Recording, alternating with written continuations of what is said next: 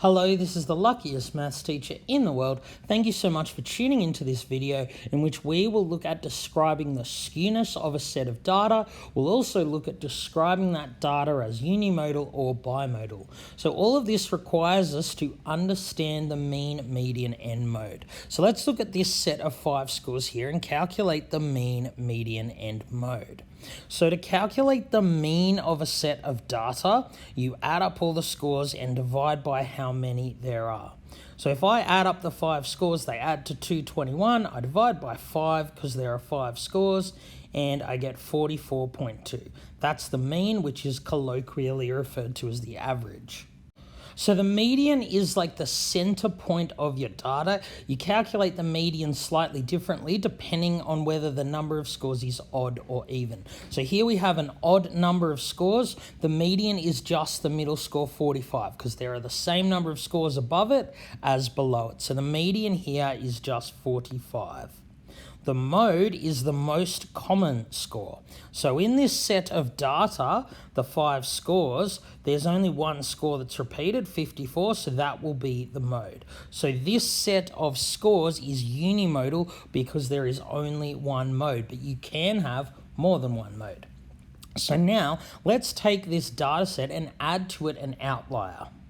So I've added the score 100, which is an outlier because it's unusually high. It's a long way above the rest of the scores. So let's recalculate the mean, median, and mode. So for the mean, well, the scores added to 221. Now they add to 321, but I have to divide by 6 because there are now 6 scores. So that just gives me 53.5.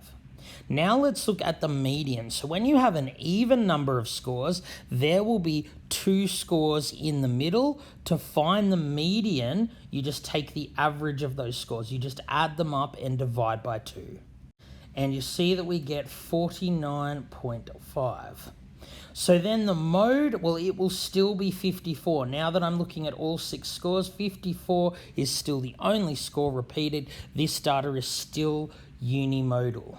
So look at what happened when we added an outlier. The mode didn't change, the median went up a little bit, and the mean went up by a lot more. That's because the mean is more susceptible to outliers. In other words, when you have unusually high or unusually low scores in the data, they drag the mean up or down by quite a bit. They don't affect the median or mode as much. So we're going to investigate this further by looking at the concept of skewness.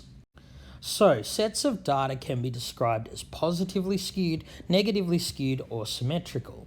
So for positively skewed data, scores are clustered towards the minimum. So let's look at this histogram here. So on a histogram, scores are always running along the x-axis. Each of these is a different score, could be 1, 2, 3, whatever.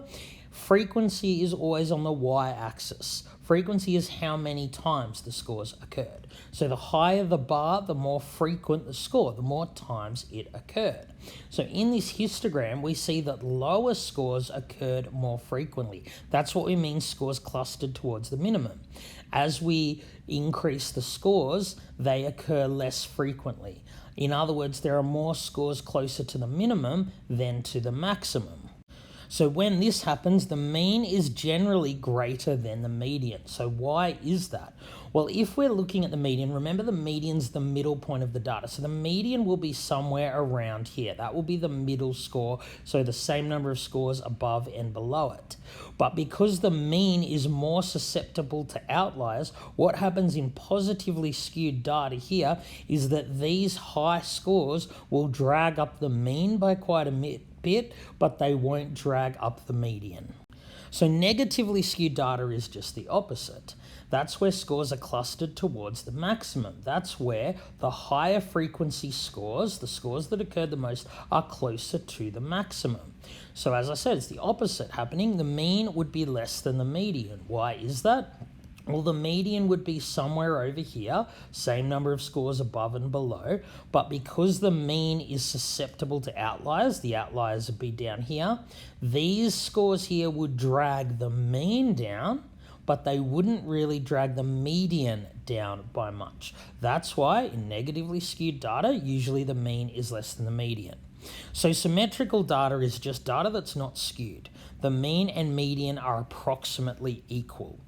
So that's where you don't have scores clustered towards the maximum or clustered towards the minimum. As the name suggests, the histogram looks symmetrical. So it can look like this or like this. So here we have scores clustered towards the middle rather than the minimum or maximum. Here we don't have scores clustered towards either. We have high frequency scores towards the minimum and high frequency scores towards the maximum. There's no one cluster of scores. So remember that the bars, their height indicates the frequency. So here we have one mode, we have one group of data, one bar that's the highest. Here we have two bars that are the highest. That's why this is bimodal. It has two modes. Both of these are symmetrical because they're not skewed.